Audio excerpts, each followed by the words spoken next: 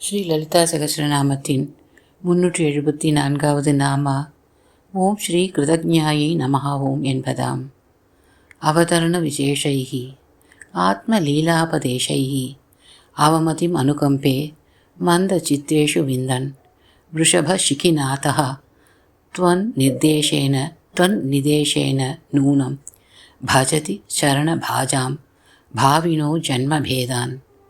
அம்பாளின் 374வது நாமாவான ஓம் ஸ்ரீ கிருதஜ்ஞாயை நமஹ ஓம் என்பதை புரிந்து கொள்ள இந்த ஸ்லோகம் சீரிய முறையில் உதவும் என்று அறிவுறுத்தினாள்.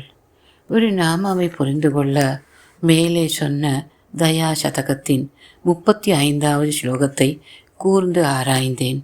தயா சதகம் என்பது ஸ்ரீ வேதாந்த தேசிகரால் இயற்றப்பட்டது.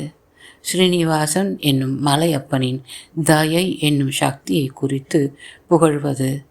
அதன் விளக்கம் லிஃப்கோ பதிப்பகத்தாரால் ஸ்ரீ ராமதேசிகன் என்னும் அறிஞரால் எழுதப்பெற்றது.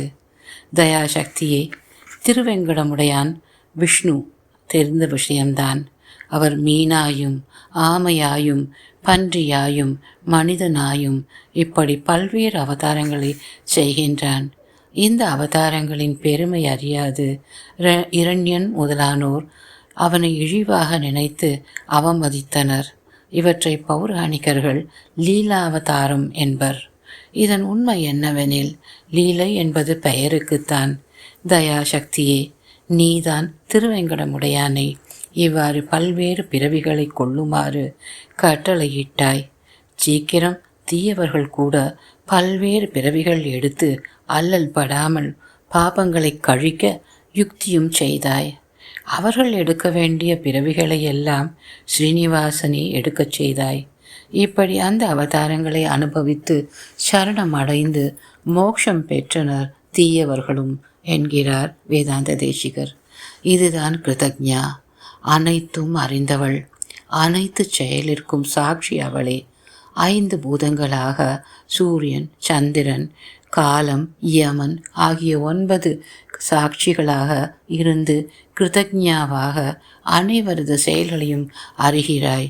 நல்லவரை மட்டுமல்ல, தீயவரையும் கண்காணித்து உரிய நேரத்தில் அவர்களுக்கு நற்கதி கிடைக்கச் செய்கிறாய்.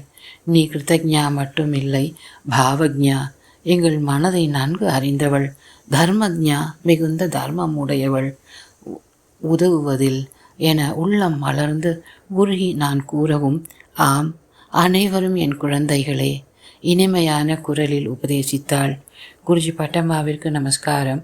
பிரியமுடன் சந்திரா.